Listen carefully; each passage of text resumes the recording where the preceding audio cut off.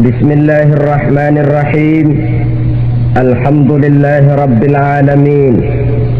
Wassalatu wassalamu ala ashrafil anbiya'i wal mursalin wa ala alihi wa ashabihi al-mujahidin at-tahirin, amma ba'du. Saudara-saudara kaum muslimin rahimakumullah. Pada dasarnya agama adalah aturan. Orang yang beragama adalah orang yang hidup memakai aturan. Berbeda dengan undang-undang hukum pada umumnya, maka aturan agama ini tidak hanya berisi perintah dan larangan.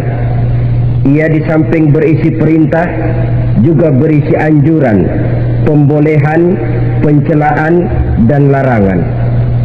Dalam bahasa yang lebih dikenal, perintah adalah sesuatu yang apabila dilaksanakan beroleh pahala, sedang apabila ditinggalkan mendapat sanksi dosa. Amalan semacam ini dinamakan amalan yang wajib. Sedangkan anjuran, sesuatu yang apabila kita kerjakan beroleh pahala, apabila kita tinggalkan tidak beroleh dosa. Amalan semacam ini dikenal dengan amalan sunnah. Pembolehan adalah sesuatu yang boleh saja, artinya boleh dikerjakan, boleh pula ditinggalkan, dan amalan semacam ini kita sebut dengan amalan mubah. Pencelaan adalah sesuatu yang berpahala jika ditinggalkan, tapi tidak berdosa manakala dikerjakan, dan ini dinamakan perbuatan yang makruh. Sedangkan larangan, sesuatu yang apabila dikerjakan beroleh dosa, apabila ditinggalkan beroleh pahala, dan amalan semacam ini lazimnya dinamakan amalan atau perbuatan yang haram. Kalau agama merupakan aturan, maka konsekuensinya tentu ia berisi perintah dan larangan. Apabila perintah dilaksanakan, maka Allah Subhanahu wa ta'ala memberikan balasan berupa pahala. Sedangkan apabila larangan yang dikerjakan, Allah pun akan memberikan ganjaran yang bernama dosa. Baik pahala maupun dosa adalah sesuatu yang abstrak, sesuatu yang tidak nampak, tidak kelihatan oleh pandangan mata yang zahir. Itu sebabnya barangkali di zaman materialistis seperti sekarang ini, orang kurang tergerak mengejar pahala dan malah kadang-kadang terangsang untuk berbuat dosa. Karena pahala dan dosa sesuatu yang tidak kelihatan oleh pandangan mata yang zahir ini. Namun sungguh pun demikian, pahala dan dosa bisa mendatangkan kebahagiaan atau kegelisahan batin. Bersabda Rasulullah sallallahu alaihi wasallam, "Idza sarratka hasanatuka wa sa'atka sayyi'atuka fa anta mu'min." Apabila perbuatanmu yang baik menyebabkan engkau bahagia, apabila perbuatanmu yang baik menyebabkan engkau gembira, dan perbuatanmu yang jahat menyebabkan engkau jadi susah, itulah tanda bahwa di hatimu masih ada iman. Artinya, belum tentu orang yang berbuat baik merasa bahagia dengan kebaikan yang dikerjakannya. Dan tidak selamanya orang yang berbuat jahat sanggup menyesali perbuatan jahatnya. Oleh karenanya, apabila iman masih ada, apabila hati masih hidup, perbuatan yang baik menyebabkan orang gembira, perbuatan yang jahat menyebabkan orang susah dan gelisah hatinya. Ini mengandung pelajaran. Sekali kita berbuat baik, jangan sekali-kali menyesali kebaikan itu. Sebaliknya, satu kali kita melakukan kesalahan, hendaknya selalu menyesalinya. Kadang-kadang dalam kehidupan, karena orang tempat kita berbuat baik itu rupanya membalas air susu dengan air tuba, kita lalu menyesali kebaikan. Lahirlah kata-kata, "Nyesal saya nolong dia." Ibarat pepatah katanya, nolong anjing kejepit. Waktu kejepit setengah mati kita tolongin, begitu selesai dia dari kejepitnya malah kita digigitnya. Saudara hadirin yang saya muliakan, dalam kehidupan sehari-hari barangkali ini kena filsafat yang disebut dorong mobil mogok.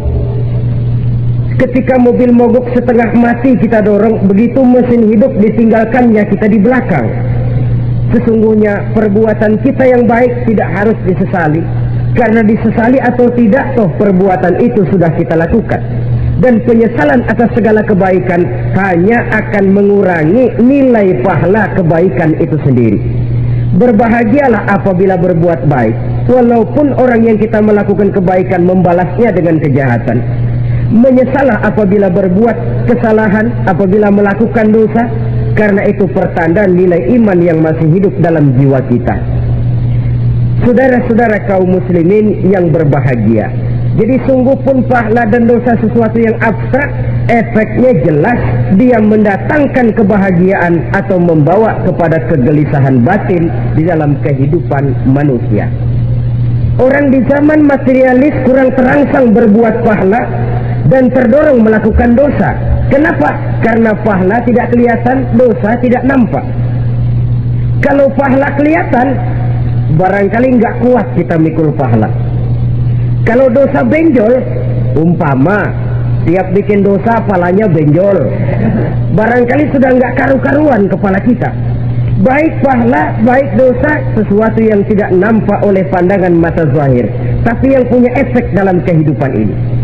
Orang yang banyak pahalanya dengan orang yang banyak dosanya, kalau dia berjalan barangkali sulit kita membedakan. Tapi efeknya dalam kehidupan ini jelas adanya. Sesuatu yang bernama pahala kita perlukan, karena hidup tidak berhenti hingga di sini. Sesuatu yang bernama dosa harus kita hindarkan, karena ada kelanjutan sesudah hidup yang sekarang ini, kehidupan dari satu pertanggungan jawab. Itu sebabnya Imam Ghazali dalam bahasa yang indah sekali berpesan, jadidis safinah fa innal bahra amir wa khuziz zad fa inna safara ba'id. Perbarui selalu kapalmu, rawat, jaga baik-baik, dandani kapalmu, fa innal bahra amir, karena sesungguhnya lautan ini sangat dalam. Satu bahasa yang indah dari tamsil terhadap kehidupan. Perbaiki kapalmu karena lautan ini sangat dalam. Artinya jaga baik-baik hatimu, pelihara iman dan keyakinanmu, karena hidup ini bagaikan gelombang lautan. Tempo-tempo air tenang, tempo-tempo ombak menggila dan menggunung. Jaga iman baik-baik karena hidup penuh dengan cobaan dan ujian. Itu maksudnya. Wa khuzizat fa inna safara ba'id, dan bawa bekal yang banyak karena perjalanan hidup ini sangat panjang. Perjalanan ini sangat jauh. Kita kalau pergi keluar kota tentu saja membawa bekal. Makin jauh kota yang akan kita tuju, makin banyak bekal yang harus kita bawa. Alangkah sengsaranya manusia apabila dia akan pergi ke satu kota yang jauh, modalnya cuma nekat. Bagaimana nanti di sana sajalah. Tidak membawa bekal sebagaimana yang sewajarnya. Hal yang semacam ini senangnya sih belum tentu, keblangsak dan susahnya sudah kebayang. Itu dalam kehidupan di dunia ini. Bagaimana kalau sudah bicara tentang kehidupan yang akan datang? Karena sesungguhnya hidup ini merupakan satu perjalanan yang sangat panjang. Sejak kita tinggal di alam arwah, pada saat jasad belum lagi diciptakan Allah, ruh sudah diciptakannya lebih dahulu. Sampai kemudian kita pindah ke alam rahim, alam kandungan ibu, untuk kemudian berpindah kepada kehidupan dunia. Dari dunia ini kita pindah ke alam barzakh. Di sana tinggal kita 100 tahun mungkin, 100.000 tahun mungkin, 1 juta tahun mungkin, menunggu saat datangnya kiamat. Lalu dari alam barzakh pindah kita ke alam akhirat. Satu perjalanan yang sangat panjang. Alangkah malangnya, alangkah sengsaranya jika tahu kita begitu panjangnya perjalanan hidup ini, tidak ada bekal yang kita bawa. Artinya kesengsaraan, kesulitan yang bertali-tali sudah jelas akan menimpa kita. Kalau pergi kita keluar kota membawa bekal uang, membawa bekal makanan, apa bekal yang mesti kita bawa? Apabila kita kembali ke alam barzakh, kembali ke alam kubur, berkumpul di padang mahsyar di akhirat nanti, nasi yang mau kita bawa, uang yang mau kita bawa? Tentu tidak lagi, karena kehidupan materialis selesai di atas liang lahat. Bila masuk kita ke liang lahat, disitulah pahala dan dosa memegang peranan yang sangat penting. Maka pada pertemuan malam ini kita akan bicara tentang pahala dan dosa itu. Saudara-saudara kaum muslimin rahimakumullah, yang dinamakan pahala, kata Imam Ali Al-Jurjani dalam kitab At-Ta'rifatnya, ma yastahiqqu bihi ar-rahmatu wal maghfiratu minallahi ta'ala, sesuatu yang pelaksananya berhak untuk mendapat rahmah dan ampunan dari Allah. Dengan kata lain, nilai pahala adalah akibat dari perbuatan-perbuatan di dalam melaksanakan perintah dan anjuran yang ada di dalam kehidupan agama. Apabila perintah dan anjuran kita laksanakan, nilai pahala itu lalu datang. Nah, nilai pahala dalam Islam menurut konsepsi Quran, Allah menjelaskan, man jaa bil hasanati falahu asyru amsalha. Barang siapa yang datang membawa satu kebajikan, barang siapa yang melaksanakan satu kebaikan, maka dia akan mendapat balasan 10 kali dari kebaikan yang dikerjakannya. 10 kali ini pun masih dilipat gandakan dengan 7 ini pun masih dikalikan 100, dan itu pun masih ditambah dengan pernyataan wallahu yudha'ifu liman yasha. Allah masih akan melipat gandakan perbuatan baik seseorang yang dikehendakinya. Itulah nikmatnya dalam Islam. Tetapi sebaliknya, wa man jaa bisayyi'ati fala yujza illa mislaha. Barang siapa yang melakukan satu kejahatan, dia tidak akan mendapat balasan kecuali sesuai dengan kejahatan yang dikerjakannya. Alangkah rahman dan rahimnya Allah. Orang yang berbuat baik dibalas 10, dikali 7, dikali 100, masih dilipat gandakan pula. Tapi orang yang berbuat jahat tidak akan mendapat balasan kecuali sesuai dengan kejahatan yang dikerjakannya. Ini kan beda dengan sifat kita manusia. Kita ini kadang-kadang kalau dijitak membalasnya mukul. Tapi kalau orang berbuat baik kepada kita, kita enggan untuk berbuat baik kepada orang tadi. Allah tidak mengajarkan begitu. Satu kebaikan berbalas 10, satu kejahatan berbalas dengan satu kejahatan. Maha Rahman dan Rahim Allah. Bahkan dalam Islam, niat berbuat baik saja mendapat pahala, sedangkan niat berbuat jahat belum ditulis merupakan satu dosa sampai kejahatan itu dikerjakan oleh orang yang niat tadi. Umpamanya, saudara niat nanti malam giliran pengajian saya mau hadir di majelis taklim. Pas datang waktu malam hujan turun sangat lebat, saudara berhalangan datang ke majelis taklim, saudara sudah mendapat pahala niat. Tapi saudara niat nanti malam kalau turun hujan saya mau bongkar rumahnya si fulan, saya mau curi seluruh harta bendanya. Ternyata malam saudara tidak mengerjakan perbuatan itu belum ditulis dosa sampai perbuatan itu benar-benar dikerjakan. Tapi lalu jangan macam-macam, kalau begitu niat aja yang baik biar nggak usah dikerjain. Niat aja pengen ngaji walaupun tidak ada niatan untuk ngaji. Allah lebih tahu tentang apa yang terdetik di dalam hati sanubari kita. Itulah sebabnya sangat dianjurkan orang untuk melakukan segala macam kebajikan, dan dianjurkan orang menjauhkan segala macam bentuk kejahatan, karena dia akan berefek melahirkan dosa dan pahala. Dosa dan pahala itulah alat untuk memperoleh kebahagiaan di alam kubur, di padang mahsyar, sampai di akhirat nanti. Di dunia ini mungkin segalanya bisa kita beli dengan yang namanya uang. Keamanan kita bisa menyewa petugas untuk menjaga rumah kita. Kendaraan yang mewah bisa kita beli. Udara yang sejuk bisa kita ciptakan. Siapa banyak uang dia raja. Mungkin itu di dunia. Tapi bisa apa uang kalau kita sudah masuk ke alam kubur? Bisakah munkar nakir kita sogok? Udah karkir, jangan nanya nih cepet. Bisakah malaikat azab menyingkir dengan uang semir? Ternyata tidak. Untuk memperoleh kebahagiaan di sana, nilai pahala. Kesengsaraan akan kita dapat kalau kita banyak menumpuk dosa. Oleh karena itu jangan beranggapan pahala nggak kelihatan, dosa juga nggak kelihatan, biarin saja. Yang tidak kelihatan ini pada waktunya akan memegang peranan yang sangat penting. Tapi tidak cuma untuk menghadapi hidup di situ, kita lalu harus berbuat baik dan meninggalkan yang jahat.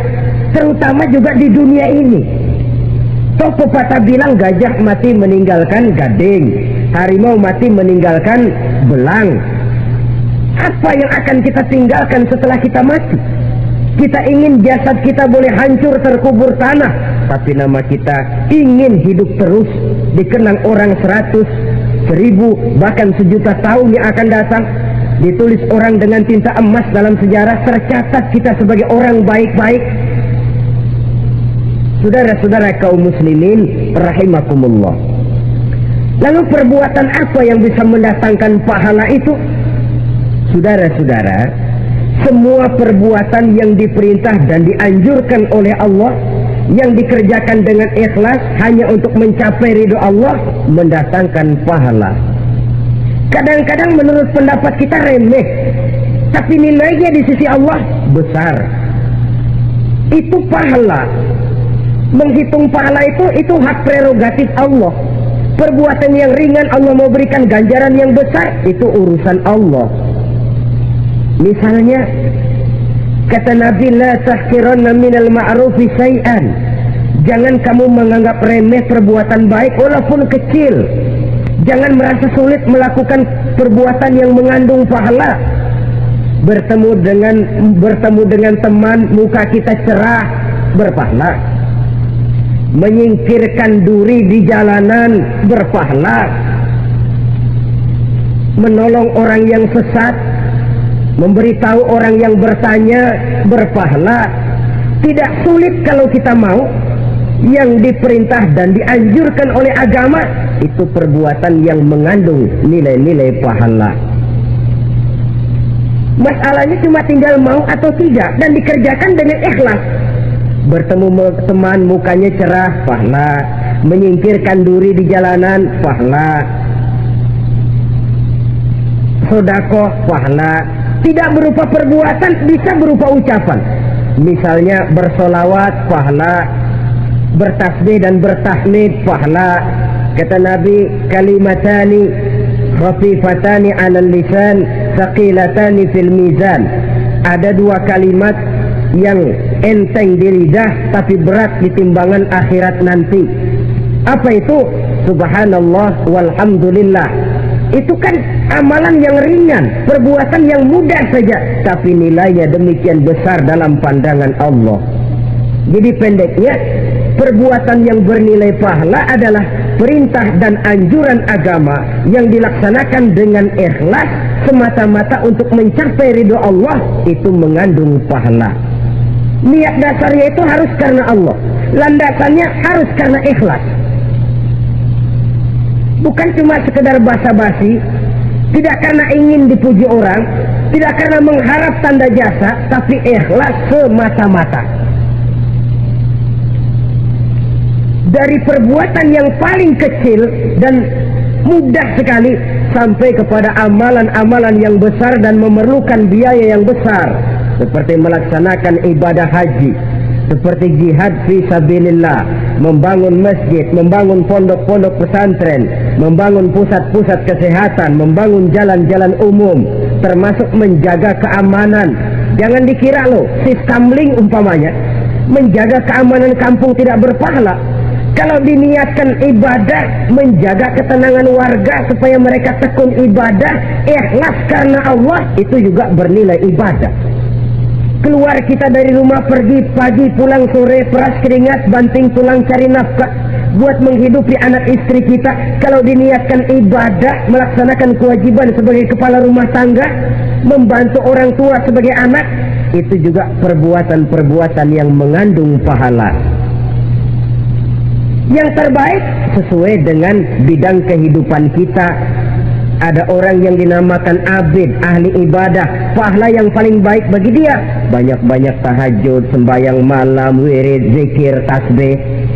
Ada yang dinamakan orang alim, pahala yang paling baik buat orang macam ini mengajar, menyebarkan ilmu, mendakwahkan Islam. Ada yang disebut wali, pejabat pemerintah, petugas. Amalan pahala yang paling baik buat orang semacam ini melayani masyarakat, bekerja di bidangnya sesuai dengan profesinya. Saudara hadirin yang saya hormati, jadi dengan demikian perbuatan-perbuatan yang mengandung nilai-nilai pahala ini bisa perbuatan yang menurut kita kecil namun punya nilai besar, apalagi perbuatan besar dengan biaya yang besar, tentu makin besar juga pahala yang disediakan oleh Allah Subhanahu wa taala.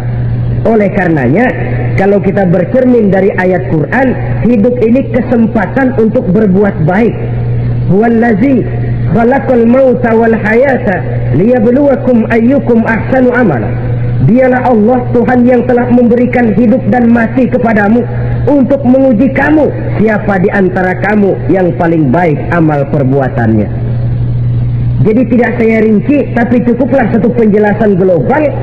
Perbuatan yang berpahala adalah perbuatan melaksanakan perintah Allah atau anjuran Allah dengan dasar ikhlas, dengan tujuan untuk mencapai ridho Allah semata-mata. Lalu apa perbuatan yang mengakibatkan dosa itu? Saudara-saudara, dosa lahir akibat melakukan larangan Allah atau mengerjakan yang dicelaknya. Nah, para ulama ada yang membagi dosa itu menjadi dua bagian.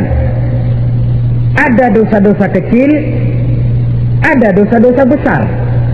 Tetapi sebenarnya ditinjau dari segi hakikatnya, kalau sudah melakukan satu kesalahan yang mengakibatkan dosa, jangan dilihat besar dan kecilnya, tapi kepada siapa dosa itu kita kerjakan. Sebab kalau dosa kita anggap satu yang kecil, orang akan terangsang untuk mengerjakan yang kecil-kecil saja.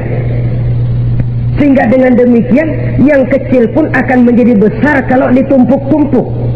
Sedangkan yang besar bisa saja menjadi kecil kalau selalu diiringi dengan permohonan ampun kepada Allah. Itu sebabnya para ulama sufi, orang-orang tasawuf mengatakan la saghair ma'al istimrar wa la kabair ma'al istighfar. Tidak ada dosa yang kecil kalau dikerjakan terus-menerus, dan tidak ada dosa yang besar kalau digempur tiap saat dengan perbuatan istighfar atau memohon ampun kepada Allah Subhanahu wa taala. Cuma saja pada umumnya, karena dosa-dosa kecil itu lebih mudah taubatnya, dan ada janji Nabi, barang siapa yang meninggalkan dosa-dosa besar akan diampuni dosa-dosanya yang kecil-kecil. Oleh karena itu, pada kesempatan ini kita akan juga bicarakan apa saja yang termasuk klasifikasi dosa-dosa besar, dengan harapan kita bisa menjaga diri, menyelamatkan diri, jangan sampai terjatuh ke dalam dosa-dosa yang besar tadi. Tetapi bukan berarti kita harus terangsang melakukan dosa-dosa yang kecil. Biarin kecil ini tobatnya gampang. Dosa kelas teri, dosa itu kan tidak kelihatan. Lalu terangsang melakukan perbuatan dosa-dosa walaupun kecil, kalau berlarut terus-menerus dia akan tumbuh menjadi dosa yang besar. Oleh karenanya, jangan sampai mengundang pengertian kalau kita membicarakan dosa-dosa yang besar lalu terangsang melakukan dosa-dosa yang kecil. Karena bagaimanapun juga dosa kecil dan dosa besar sama dalam arti kepada Allah kita melakukan kesalahan. Dan dosa yang kecil pun kalau bertumpuk, dia akan menjadi banyak. Saudara-saudara kaum muslimin rahimakumullah, ada beberapa jenis dosa-dosa besar. Jenis yang pertama, asyirku billah, syirik atau menyekutukan Allah.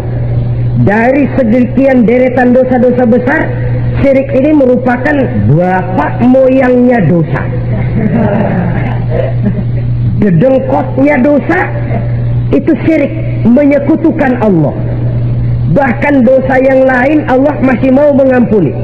Tapi kalau sudah syirik, menyekutukan Allah, itu sudah satu dosa yang tidak berampun sama sekali. Oleh karena itu tepat pesan Imam Ghazali tadi.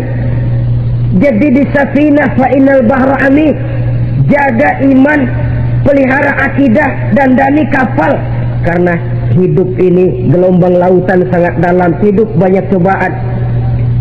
Di dalam hidup di zaman sekarang ini, saudara bisa perhatikan, di mana tensi ekonomi tinggi, lapangan kerja sulit, persaingan hidup makin tajam, sifat egois dan individualis tumbuh di mana-mana, rasa solidaritas sosial menurun, sifat gotong royong musnah, orang mudah potong kompas, potong jalan, ingin cepat kaya, ingin cepat naik pangkat, ingin dapat kedudukan. Kadang-kadang akidah pun terjual, akidah pun musnah, jatuh ke jurang syirik pun tidak jadi soal. Itu yang kita khawatirkan.